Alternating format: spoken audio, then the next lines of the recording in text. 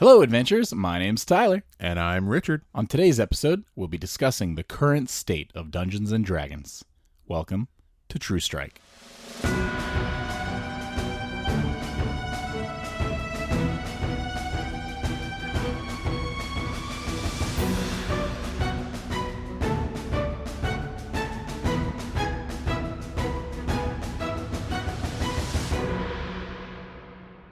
Welcome back to the show, everyone. We are once again in the studio with our Many Worlds Tavern coffee, hot and brewed, ready to talk about some Dungeons & Dragons. Yeah, we're talking about the state of Dungeons & Dragons today, specifically as regards to post-OGL, or the Open Gaming License. Right. I remember where I was in the world when it felt like everything was falling apart around us.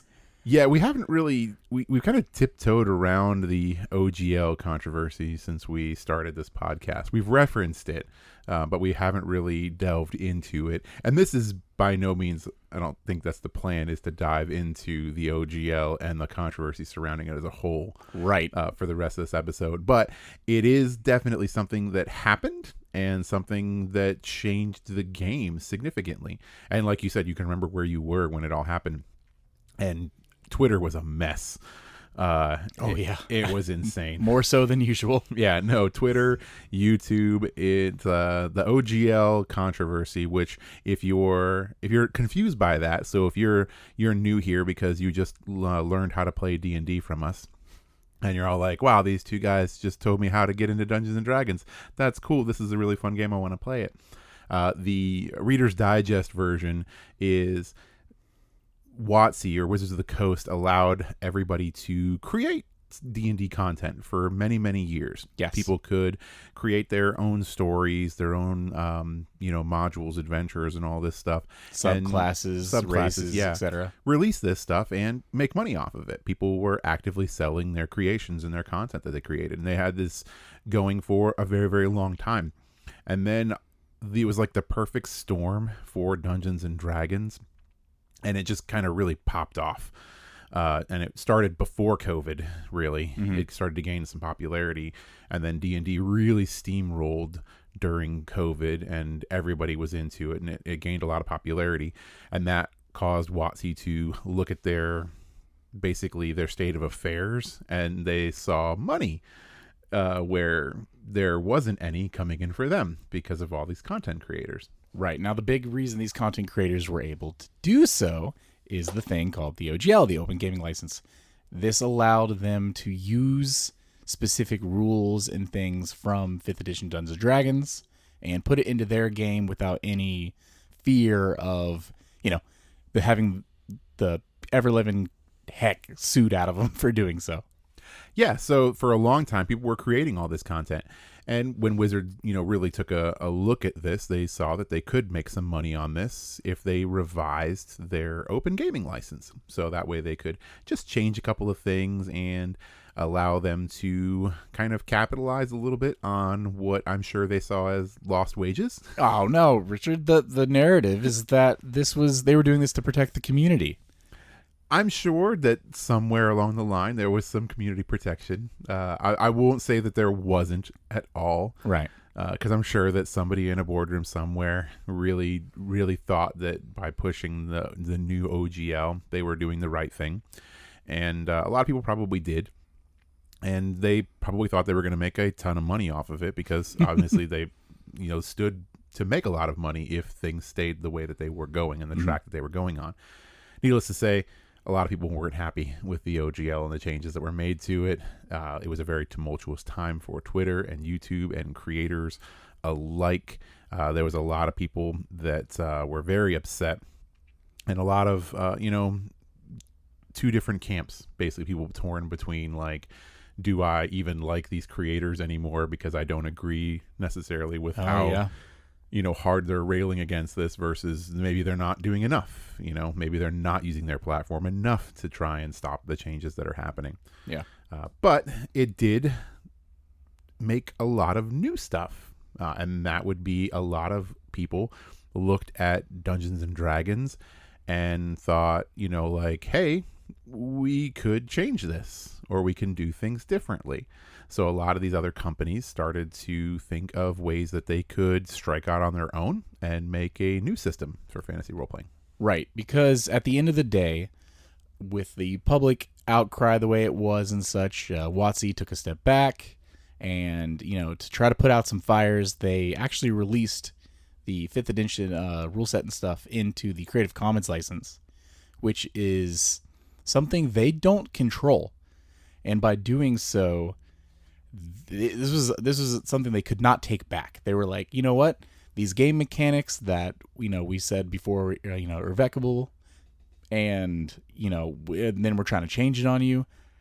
We're gonna take it out of our hands, put it into this Creative Commons license, and now you can reference that. And there's nothing we could do to touch it. You were completely safe to use it. Our bad. And they've also, said they're looking at adding in previous editions into this going forward and stuff like that. But we'll wait and see. We'll see what happens. But this was a huge olive branch. This was actual massive step forward to try to regain trust again after burning all the bridges with the community. Yeah. They set so many bridges on fire. Right.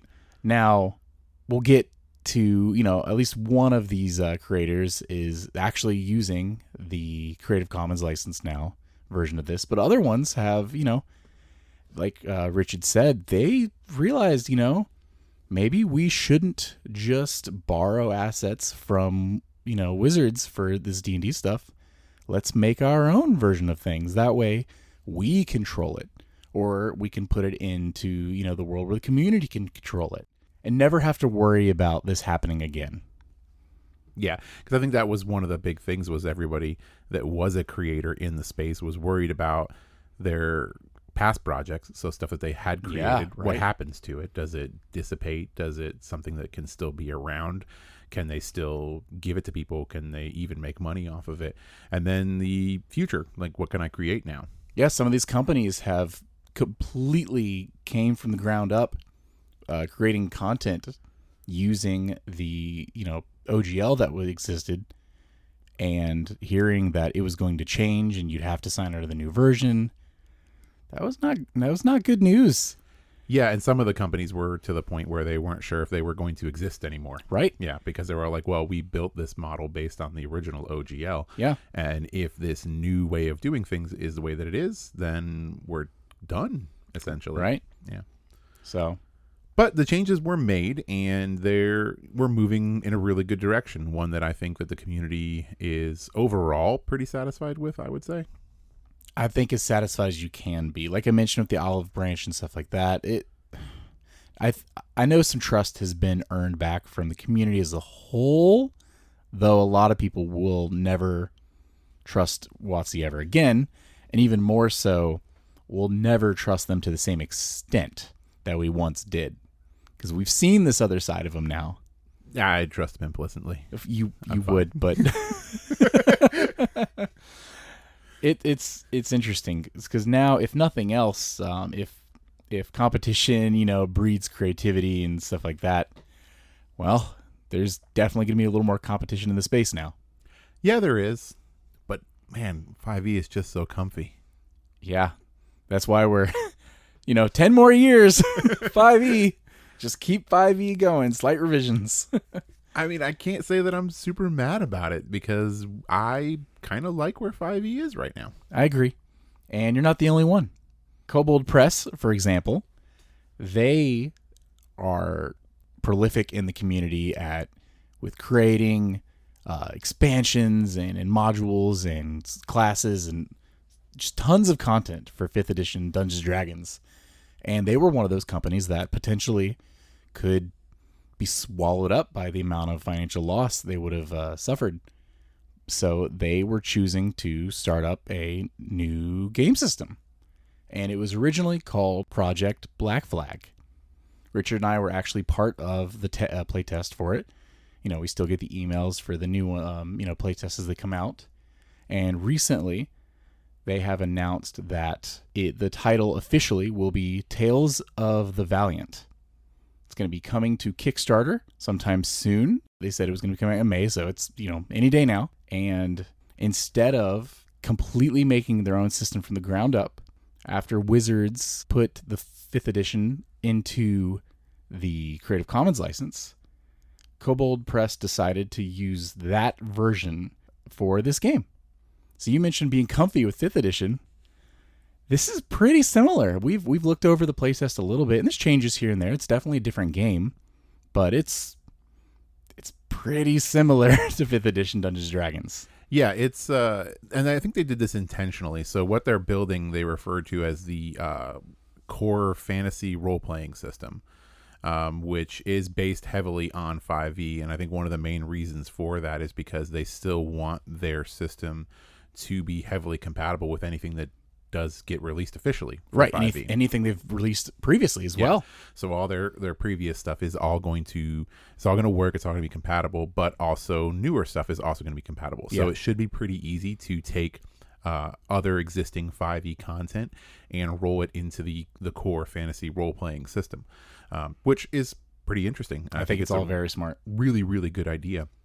I think Kobold Press was the first one that I read about when the OGL was really happening, was the first company that I read that was looking into this, that was going to do their own system. Same here. Yeah. And I think that was because they had to.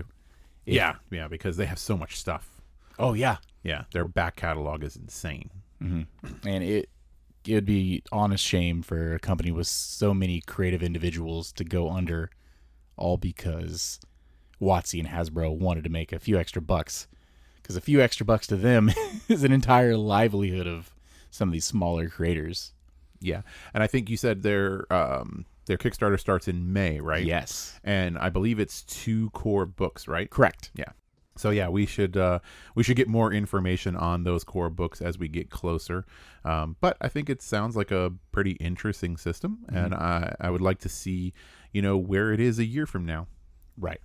Now, one that I believe a lot of people could have seen coming even before the OGL controversy. Man, what good timing for them if they've been working on this for a while.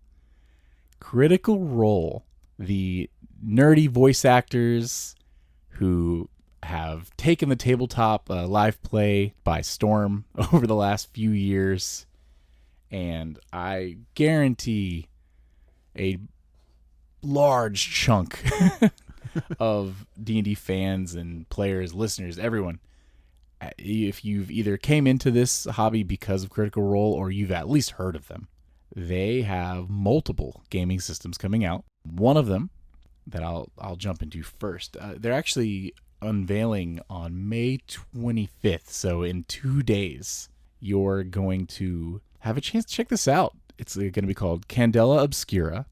It's a tabletop role-playing game, puts you in the role of investigators. Yeah, Candela Obscura sounds pretty interesting because my impression of it is gothic horror, right? Kind of Call of Cthulhu-ish. Sure, yeah. Yeah, which is very interesting to me. The whole idea behind the gothic investigator kind of a situation is really, really cool. This uses the Illuminated Worlds rule system. Yes, which in itself is one of the 2 new systems that they are releasing. Illuminated Worlds is a D6 dice pool game system that they've made that's going to be designed for shorter arc-driven campaigns, and you should be able to use it for any kind of setting. Now, like you said, gothic horror. What a cool, Cthulhu-esque one to jump out the gate with. And it should be simple enough, or at least, we've got ties to it already, to be able to grasp it. I'm really interested in seeing them unveil this soon. Now, they said on May 25th, we're going to be getting a live play from, the cast, much of the cast of Critical Role. We're also going to be getting a quick start guide and a how to play video, all in the same day. Now, if you're lucky enough to attend Gen Con this year, there's going to be gameplay demonstrations, and you'll be able to sit down and actually try this out yourself there at Gen Con. But from what they were saying, between watching the cast play and the quick start guide, I think we'll be able to jump into this pretty soon, even before the official release later in the year. Yeah, I think it's going to be pretty cool. I'm surprised that they're going to be showing as much as they are, right? That we're really going to see enough to really kind of dive into these systems and really figure out what they are so early. Yeah, and it's interesting. I'm wondering if there's going to be are they going to treat this like a play test where we'll be able to submit feedback? Or is this we're Critical Role and we have more money than God. This game is already made. Yeah, this is it. You better like it. Yeah, we're going to use our powers to get you invested now and let you sit on it for a few months so that when the official content drops, your money's already ready. Just give it to us. I mean, I am way more excited for this Illuminated Worlds and Candela Obscura than I am the Tales of the Valiant. I'll tell you that right off the jump. And I think that, I mean, at least from my personal opinion, I don't know about yours, that's because Tales of the Valiant is going to be so similar to 5e. And we're so heavily invested in Dungeons and Dragons and aren't personally, afflicted by WOTC's past words. We're just going to keep playing Dungeons and Dragons. That's not to say that system isn't going to be good. That the core fantasy role-playing system isn't going to be good. I think it's going to be great. I think it's going to be really, really good, and I think it's going to be great for a lot of people that do the kind of stuff that Cobalt Press was doing. Mm-hmm. I just think that this is something a little bit more fresh. Yeah. So it's going to be something a little bit more off the wall, and maybe it's not something that we're going to play nearly as much as we play Dungeons and Dragons. I doubt it will be, but it sounds interesting. And right. That's cool. Now, with the Tales of the Valiant, that Kickstarter is going to be coming out soon, I'm definitely going to be picking up both books, if nothing else, to pick and choose and compare rules and maybe take some things out of it for our home games. Like we'll throw a little homebrew in there, from that game to another, wherever it makes sense. Yeah. Candela Obscura in this Illuminated World system, whole different game system, D6 dice pool. And for the same reason I love Monster of the Week in the simplicity of that, if this is something we can break out for these, like I said, it's designed for mini arcs. If this is fun and we can just sit down and play for a couple games, get out and have a great time, I'm not only there for it, but it's not even in competition with Dungeons and Dragons because I just won't play them for the same experience. Yeah, no, it's going to be a different experience for sure. Right. On the flip side of that, the other game system that they're going to be releasing and will also be playable, or at least, there to check out at Gen Con. So, man, if you get to go. Gen Con's going to be crazy. Yeah. It's going to be a good year. Daggerheart.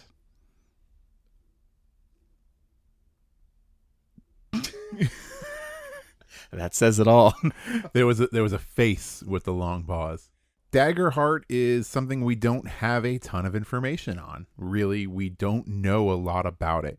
What we do know is that it's definitely not Illuminated Worlds, as in it's not designed for the short form story arc. So it is going to be for those longer campaigns, those longer games with, progression, character progression, story progression, all that stuff.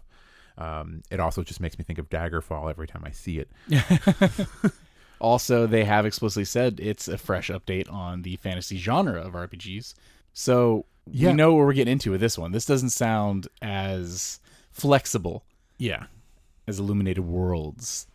I'm confused. I don't know what this is going to be. It's their version of Dungeons & Dragons, homie. Yeah, I know. It's going to be a D20 system. My question is how closely is it going to run with like the core fantasy role-playing system that Cobalt Press is using? Is it going to be something very similar to that? Is it going to be a system that is going to be able to plug into current 5e content like Cobalt Press is? So I want to know how much Critical Role proper had to do with creating this system versus them just paying content creators to make this, game engineers to pull out the wrenches and sit down and just twiddle away and, artifice this together. So they're like, we'll get floor 7 on that today. Yeah. With this whole OGL thing, we got an episode to record this Thursday. Yeah. And, we're a little concerned, but get floor 7 on creating our own game system. We're going to need it because, this whole OGL thing, we don't know how it's going to shake out. We just need to get it out there with our own system. So, yeah. But what's interesting is if it is the cast, if Matt, for example, had a ton of input on this, which I hope they did, Critical Role, their games started off as Pathfinder and then transitioned to Dungeons and Dragons once they started live streaming this stuff. And as similar as Pathfinder is to Dungeons and Dragons, is this going to feel like that? Or is it going to feel like Pathfinder? Right. Or some happy median? Like at some point, I don't know. At some point, is there enough creativity in the world there for an enjoyable TTRPG mechanics? Like, how far do we want to deviate before we're like, all right, it's just overly complicated and not fun anymore? Yeah, before. Or is it too simple? Too much. Like, I don't know. I feel like after all these years, I think that's the issue with trying to compete against Dungeons and Dragons, is they've really, really gotten this down. And if you want a little more complexity, you probably play Pathfinder. So where is Daggerfall going to sit? Sorry. Oh, you called it Daggerfall. I was about to get you. Gah! So where's Daggerheart going to sit? So Daggerheart, I'll say right off the jump, really surprised me. Because I did not expect this from Critical Role. And if you remember, we had conversations. This was pre-podcast. So the before times. This was the before times, before True Strike. It was just a glint in Tyler's eye. So this is before all that. We talked about the OGL and we were sitting around, lamenting at how we should probably be recording these conversations. And I had mentioned that there was no way that Critical Role was going to speak out against WOTC during the OGL, and there was no way after Kobold Press made their announcement that they're working on a game system, you were all like, Critical Role is going to make a game system. I bet they're going to make a game system. And I was all like, absolutely not. I was 100% in belief to that too. I was all like, there's no way Critical Role is going to make their own game system. Illuminated Worlds makes perfect sense. Because it's not a replacement for 5e, right? Okay, yeah. Illuminated Worlds is very, very cool, and it's a departure. And like I said, it's not something you're going to play every single week with your standard group. It's going to be something you're going to drop in with a game, and it's going to be fun, and it's going to be amazing. I'm going to love it, probably. Daggerheart, on the other hand, is that answer to the OGL when they sent Floor 7 to start working on their own game system. And I did not see this coming. I thought for sure that Critical Role was going to just stick with 5e because it is simple and it's established. It's comfy, like I always said before. And they're, it's not like they're not making money right now playing on 5e. And it's a system that everybody that listens to them knows. And it's a system that everybody that comes on the show that's a current cast member or a guest member or anything like that knows and can easily drop in and learn and play. I did not expect them to come around and say, we're just going to make our own new system. Right. Because now this begs the question as in, how does that work with Critical Role moving forward? Because now Daggerfall is this new system. I said Daggerfall. Yep. See? I'm in my own head. When they start rolling out newer seasons of Critical Role, are we not going to have 5e Critical Role anymore? Oh, I think there's a strong... There's no way we're going to have it. It's going to be Daggerheart. If Campaign 3 doesn't end soon, if we get another year or two of Campaign 3, I think they're going to switch mid-season. Oh, you think they'll switch in the middle of a season? 100%. I think that they would probably just stop Campaign 3 sooner rather than later. I hope so. Speed it up. Because I'm not enjoying Campaign 3 as much as I've enjoyed previous seasons. It's not as good. It's still good, but it's not as good as previous seasons, yeah. And I think that would be the better call in Campaign 3 sooner. And, but 100% going forward, they're going to run their own system. Yeah, they kind of There's have to. no reason not to. They kind of have to, I think. That's money just not on the table. It's falling off the table. It's all over the floor. Like there's money on the walls somehow. Well, they kind of have to. Well, they have to push the new system. Yes. And if they don't play their new system, Oh. so if they start campaign 4 God, and they're playing 5e, and everybody's like, "Why are you playing 5e instead of Daggerheart? Is it that bad?"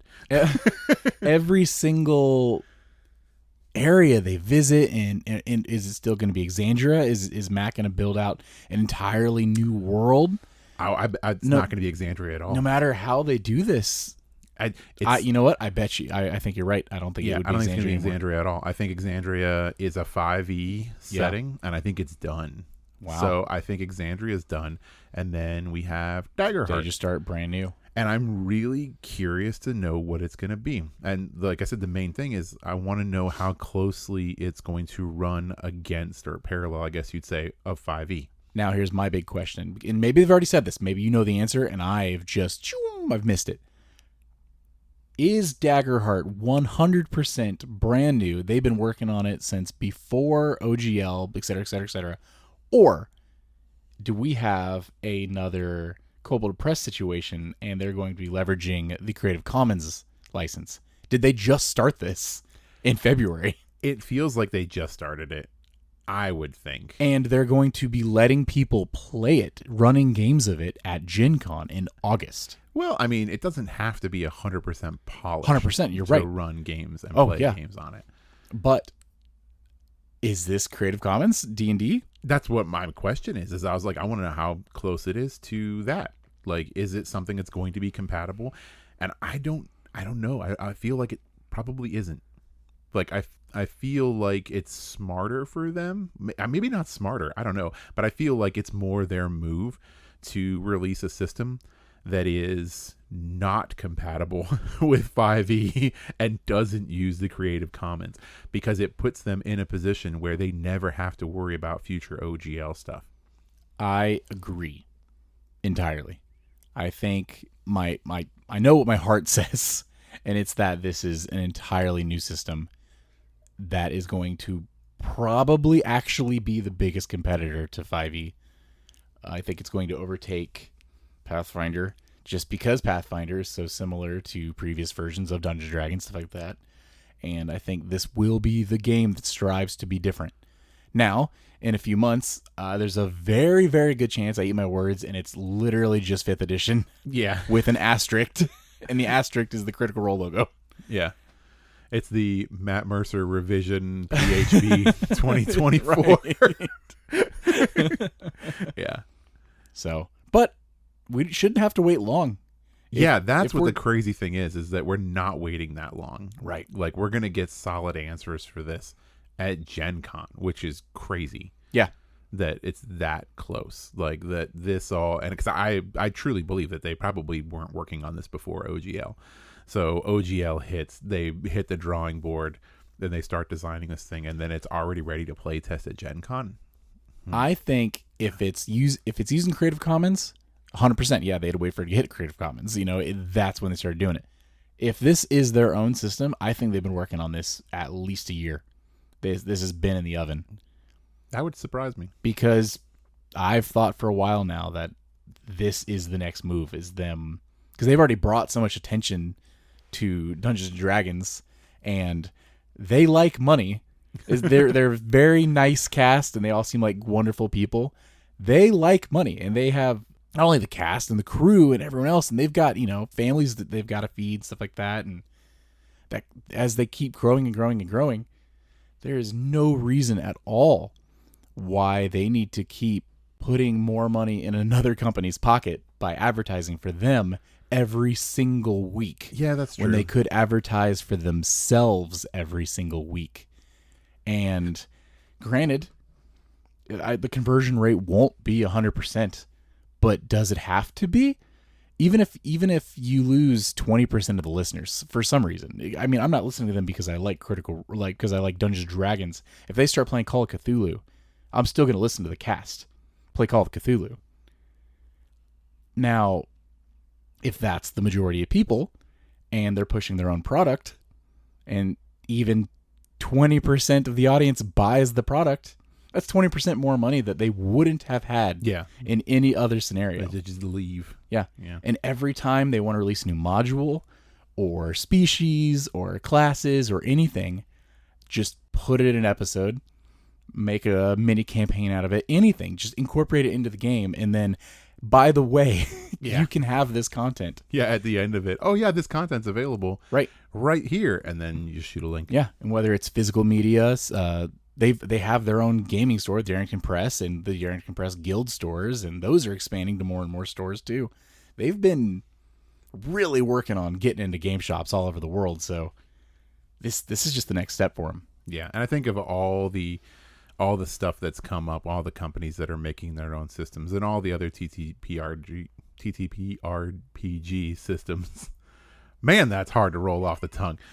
That exist, they are the one that is the most poised to really be a success because of everything you just mentioned. Yeah. Because they have this built-in platform that they have, cultivated over the last few years. That is expertly crafted. Absolutely massive. Mm-hmm. They've created this juggernaut of a RPG business.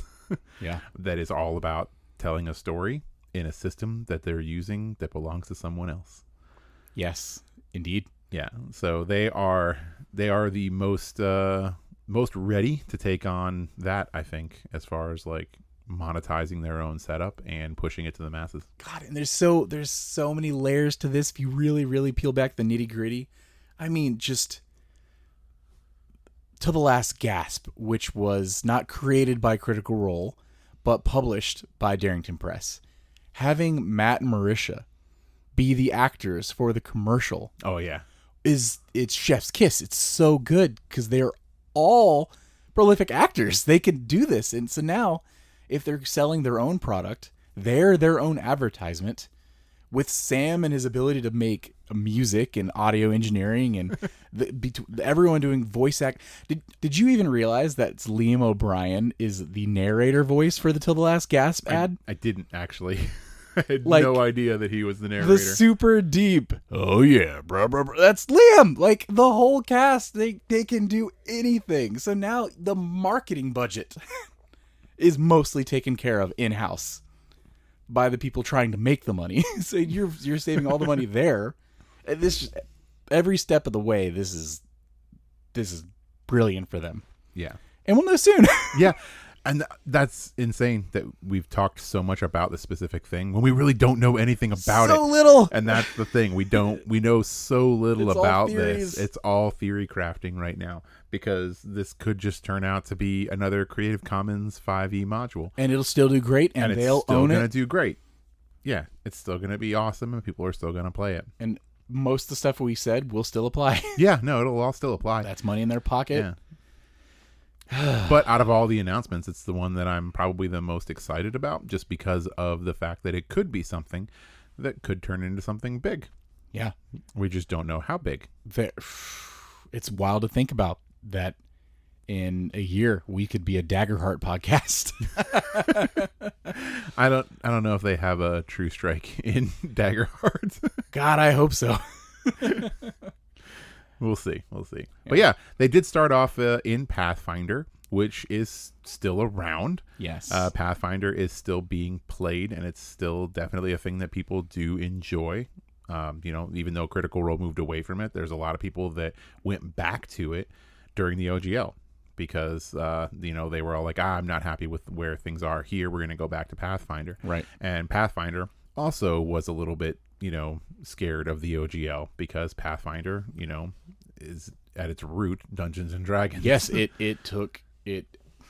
had assets from the OGL as the bone structure of Pathfinder. Yeah, so it also needs to make some changes. And changes they're making. They've announced that they're doing a remaster of Pathfinder 2nd Edition with the whole goal of this is to separate itself from the D&D OGL and transition into what they're calling the Open RPG Creative License, also known as ORC. Yeah, so we got to start memorizing a lot of different things because we have the CFR, right? That's the core fantasy role playing. We've got the OGL, the Open Gaming License. What CC Commons, the Creative Commons license, and now we have the Orcs. Orcs, it's in the brain. That one's done. Orcs, the Open RPG Creative license. Yeah. So essentially, it's their version of the Creative Commons, so to speak. I mean, they're basically creating their own system that is away from D&D's OGL. Yeah. And it allows them to have their own open RPG. Yeah. So it's just another open system that people can design stuff for Pathfinder for. And it's great optics for them because they get to come out now and be like, hey, Wizards tried to screw you. We won't do that, and we're proving it right now by starting off releasing an open license, and feel free to come in here and use this yourself. The other thing, just really quick touch on for this remaster, not only are they transitioning it to their personal, their license, but they're also going to tweak it just a little bit, fine-tune some of the wording with the goal of making learning the RPG a little bit easier. Just clean up some text throughout the book. Yeah, well, Pathfinder notoriously is a little bit more difficult of a system. Right. Yeah. Now, I have seen some things recently where after you mentioned, a lot of people switched over, like, you know what? Screw D&D. We're going to switch to Pathfinder. And game stores were just empty. Like, the shelves were empty. People were buying up these Pathfinder books, like, left and right, whether, just out of spite of D&D or because they were actually interested. And I've heard some very positive things about the starter sets, including things like one of the more modern starter sets coming with little cue card of sorts for each player that you keep with you as you're learning the game, and it shows you how the action economy works. And okay, well, you get multiple actions in this turn. You can take an attack, or you can take a second attack, but it's at a penalty. Or you can do this feature of your character, but it uses 3 of your action points. And it shows you all this stuff, and it gives you little markers, little tokens to put on how many points you've used. That's kind of neat. And they give you these for each of the players for the, the classes that are included in the starter set to just help guide you through your first few games. And man, I wish D&D did something like that, because they give you a couple sheets of paper with some, characters already made up. And granted, it's not the hardest thing in the world, but with Pathfinder being a little more complicated, it's neat that they go out of their way to help guide you a little more. Yeah, I think they realize that their system is a little bit more daunting. 100%, for some people. and that's intentional. Yeah, and I never thought about it, but Dungeons and Dragons could take a note from that. It would be really easy for them to include something like that. Yes. And actually, there's a module that you purchased recently. Mm-hmm. I don't remember who it is. It's little cute animals, though. I don't remember what it is off the top of my head, but I remember when you got the Kickstarter in that module, when we went through it, one of the things that they included were on the sheets, actual basically action economy. So they talked about the things that you can do on your turn, and they did it in a very simplified, cutesy way. But it was really cool. And I remember seeing it and I was like, hey, that's a really good idea because it looks like it's geared towards newer players. And when you have that in front of you, it makes it feel like you're learning a board game. So, I mean, it's a little bit easier to learn those things. Yes. And what you're thinking of is Adventures and Academia First Class. Yes, that's what it was. Because I remember there is a turtle student, isn't there? Yes. Yes. He's the monk. Yeah, a turtle monk, which is super cool. He's who I wanted to play. Yeah, it was really cool. Each of the pre-made minis also had a character sheet that was a little fold out, full color. And on the left side, it has like, these are the things you can do on your turn. Yeah, the items, things you can do. You get a move. This is your movement speed. This is how many squares you can go. This is your action. This is your bonus action. You can use an action for these things. And everything was really simplified to like point you what you need, what you needed, and to get you, up there the first couple of levels at least. And luckily, via the digital age, D&D Beyond does make playing Dungeons and Dragons much easier, I think. It does a lot of the math for you. It does a lot of the stuff for you, yeah. But out of a starter kit, you're just getting a sheet of paper. Yeah. And you got to reference that yourself. Mm-hmm. Now, Pathfinder does kind of sort of have a D&D Beyond too. It's not really D&D Beyond, but they have Pathfinder Nexus, which is not nearly as in-depth as D&D Beyond, but it is an online resource that is like D&D Beyond that you can sign up for, and you can use it to cross-reference information and stuff like that. Oh, I didn't know that. Yeah, I don't think it's nearly as in-depth as far as like the ability to track campaigns and like character creation and all that fun stuff, but it is it's kind of like the core reference part of D&D Beyond. So they do have something that's similar. Hey, and that's super useful. And they're trying to really change to make it more appealing, because I think that they realized where they were in the market, and I think they realized that they lost a large market share. Okay. So now they're trying to get back in, and they see the things that are a success with Wizards of the Coast and D&D Beyond being one of those things. Yeah. And then people automatically, I'm sure they read the Twitter posts where the people will just automatically say like, oh, I've thought about Pathfinder, but I don't want to learn something that's complicated, because they go in with that mental image of Pathfinder already being a complicated game. Right.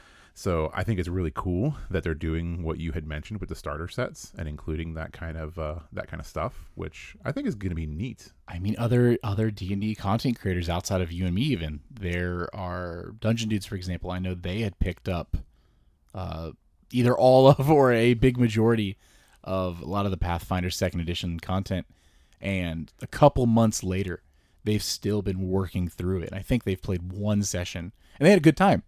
But they did point out that they realized they just like playing tabletop games, and they can't say that, especially this soon, whether it's better than 5e or not, but they really enjoyed themselves. And they said the biggest hurdle was learning the rule system. But once you got into it, it made sense. Yeah. I mean, you could say that about almost any TTRPG system. Right, but when you're saying it about a game that's already known as being complicated, yeah. I guess the hurdle's just a little higher. Already got a reputation for being the hard kid on the block. Right. Yeah. And if it's not the game that Critical Role is playing, if it's not the game that your friend is playing, why are you going to spend the extra effort to learn it? Unless you have a push like, well, screw you, WOTC. I'm going to learn Pathfinder. Yeah, I'm going to learn Pathfinder now. Because they have an open RPG. Yeah. What is it? Creative license. Orc. I want the orc. Okay? Yeah. Now, I could definitely see some people like CJ, the acquaintance we know from work. Yes, the acquaintance CJ. He would probably dig into a more rules complex system just because he's into grittier games. Yeah, and I think that would be the appeal of Pathfinder for a lot of people over Dungeons and Dragons, is that if you wanted a system that is more math rocks and more, in depth for your combat stuff and all those statistics and everything like that, I think Pathfinder's probably a better option. Right. Yeah. So I think that's probably, they know their target, which is that kind of audience, which definitely exists. Oh, yeah. I personally would like to at some point pick up that starter kit and actually try running the intro adventure just to give it a shot.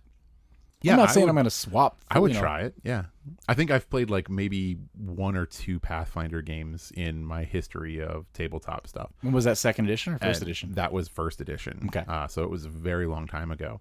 I don't remember too much of it. I have brief memories of some of the rules, but like I said, it wasn't a long-lasting game. It was more like a taste. It was with a group of people that I was playing with in high school. So it wasn't, wasn't super in depth. I don't have any like memories as far as like, oh, I hate it, I never want to play it again. It wasn't that bad. I assume, just from what I know of you, you'd probably have a similar situation as the Dungeon Dudes had, where you just like playing tabletop. Yeah. So I'll find a system and I'll make it work for me. Yeah. So why don't we, once this remaster of the second edition comes out, we should pick up the book and just try an intro adventure. And I would totally do that. I want to play an intro adventure. Yeah, we'll do that, and then we'll do an episode talking about our thoughts on it. Yeah. Sweet. Sounds fun. Now, just to hit them really quick, a couple other developers of note that are fleeing from the OGL. The Call of Cthulhu publisher, Chaosium, and the One Ring studio, Free League. They got out of Dodge. They're looking to completely split from the OGL, so This isn't small. This is a big deal. These are big, reputable, notable publishers and companies they're splitting while they can. Yeah, and I'm really curious to see what happens in those cases. Yeah. Like what happens with Call of Cthulhu when they split from all that stuff. I think I don't know if they've already found a new system to jump ship to, but Orc sounds perfect for them. Maybe they're just going to switch to the Creative Commons.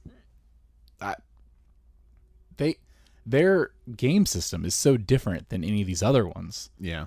That I don't know how much they're actually pulling from the OGL to begin with, but obviously it's enough that they felt the need to leave it.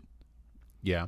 Well, there's some intricacies with the OGL that we Right. hadn't really touched on before, which was a lot of people were using the OGL as almost a protective shield, because the way the OGL existed before was essentially you were under the open gaming license when you publish something, which means that, you could publish it and you could release it.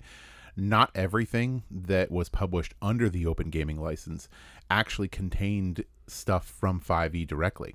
Now, the open gaming license and to be published under it, what that meant before was you were putting it in your booklet, in your published materials. So you're putting it in the front of the book, you're putting it in the back of the book that this was, published under the OGL with the current edition, whatever it was.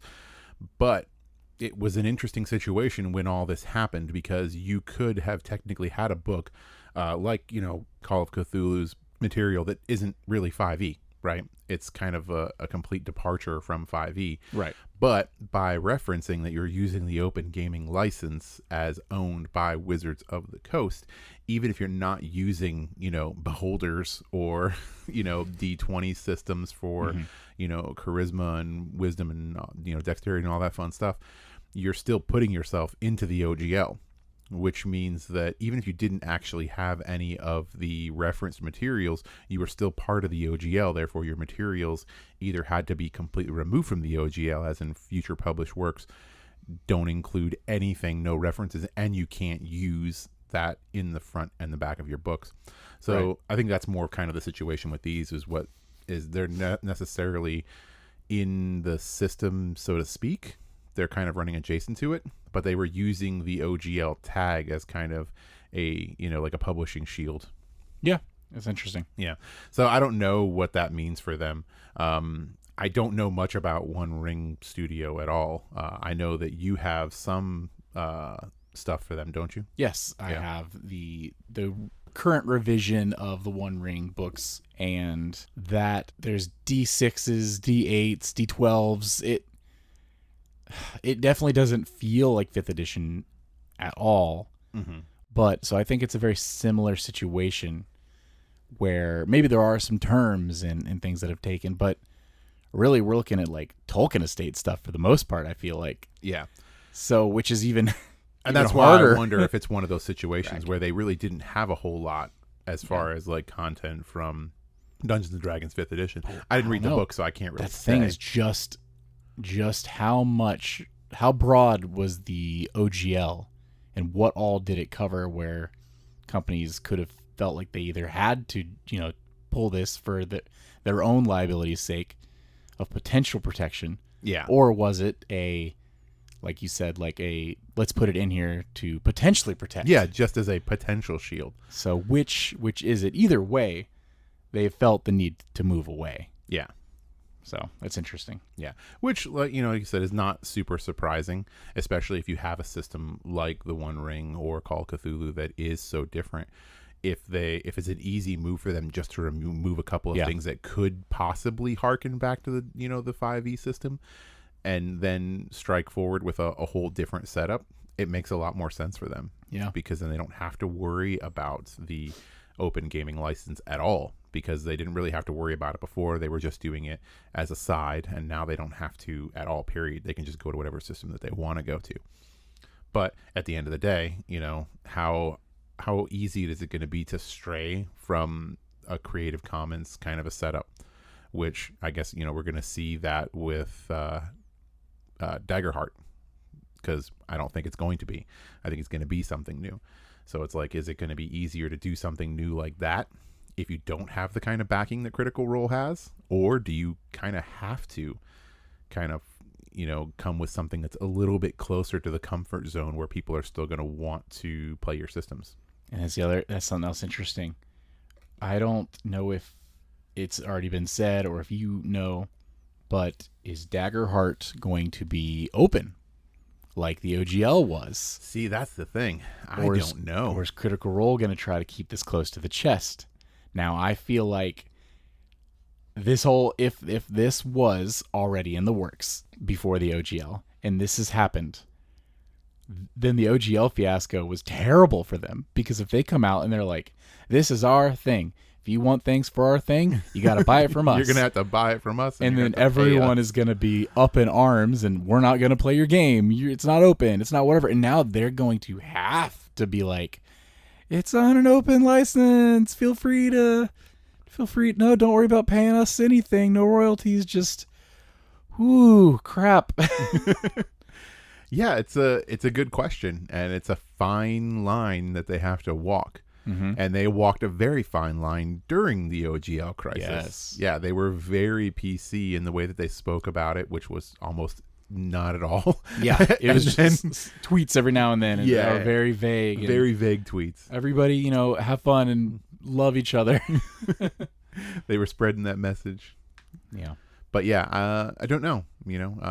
I think it will probably be a little bit of both. I think that it might have something very similar to the old school OGL, which is that they're going to allow you to make some content. And I think they'll allow you to use some of it and maybe profit off of some of it. But I think that there's going to be a hard line in the sand as far as how far that will go. It's going to be very interesting if that's the case. Yeah, I don't know. I think that they're in a better position to release a system like this and have it be that way because they're not transitioning, right? Yeah. So that's the thing, is that with Wizards of the Coast and the OGL, you have to remember the OGL was something that was established a very long time ago, and it's something that was like, everybody's been carrying around this stone tablet, which is, these are the rules of Dungeons and Dragons as we know them, and we'll obey these and make our money and everyone's happy. And now they're all like, "Oh, we're gonna crack that thing. We're gonna make a new one. This one, we're gonna print it. You don't need those old stone tablets." And that's exactly where I feel like if they wanted to keep it close to the chest, the OGL fiasco is the worst thing to happen, because less than a year later, if they come out with their system and they're like, "This is a closed system. This is ours, and us alone can profit off of it and make our own things." Who's going to want to jump on board to a new system that's in this walled garden? All the millions of people that watch and listen. Yeah. I think it's a different scenario. I really do. I think that the public probably has a different view, would have a different view on that. Because like I said, the OGL was something that everybody was used to. But how many people that were up in arms in the general public actually cared about the OGL versus were mad because the internet was mad? Yeah, I don't know. Yeah, I guess that's a good one. Versus if they come out and they're like, it's open, anyone can use it. It's just all the positive PR. And look at Critical Role. Everybody jump on this new game system. They are coming out the gate with it already supported free and forever. That's the model that everybody's going with. So that's the thing when you look at the OGL as a whole and you look at all these things that we discussed today, the one major common denominator is free, right? Free for you to use, free for you to make money off of, right? So that's the whole common denominator here, is that all of these systems, with the exception of Daggerheart, because we just don't know, are all designed to be easily accessible. They're all designed to be easily modular, so you can use them however you want. And there are ways that you can profit off of it, so you can make a living. So you can design a module, you can design artwork, you can design character classes, you can do all this stuff, and you can sell it to parties that are interested for a rate that you choose. Which just helps your game grow with as little work possible done from the actual original creator. Yeah. But at the end of the day, you have to look at the other side of the coin, which is there's somebody's got to be making money somewhere. Oh yeah, and someone always will. Yeah. There's always money at the end of the rainbow, and at the beginning of the rainbow as well. So somebody's got to be making that cash, right? So it was always WOTC for the longest time, and they've been making money hand over fist, and they're all like, we want to make more of it. Yeah. Right? And, you know, people want to make money. Coldwell Press is going to want to make money off of their system. That's why they're running a Kickstarter. They're going to be selling core books because that's what you're going to be buying into. You're going to be buying into those core rule book systems and their modules as they produce them. But that's the general gist of it, which is a lot of these systems are all about free and open tabletop RPGs, which is more common in the discussion now than it was pre-OGL. Because before the OGL controversy, everybody was kind of just set in their ways, and everything that was kind of the system that was established, which was, this is Dungeons and Dragons. If you want to play it, this is it, made by Wizards of the Coast. That's the big game system. There's other ones out there. You don't want to play those. You just want to play Dungeons and Dragons. And then if you want to make your own content, sure, you tack OGL on the end of it. You make your own content. You sell it. Everything is all fine and dandy. Mm-hmm. Now we're in a different landscape. And what a landscape it is. I'm excited to see how some of this comes together come August. Yeah, there's a lot of stuff changing, and it's still an evolving platform. You know, there's still more stuff coming, and there's a lot of really interesting stuff on the horizon. And I can't say I'm not excited for it. Right. I mean, every single one of these companies and games that we've discussed today, they are all actively being developed or changing right now.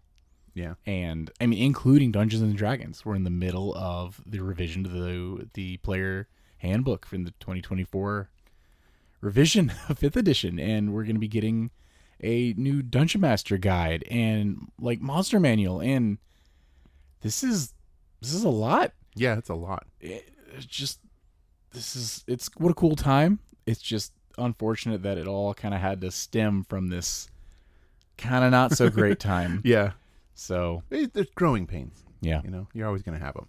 But we'll see what happens. Yeah. Well, until next week, I've been Tyler. And I've been Richard. And we've been True Strike.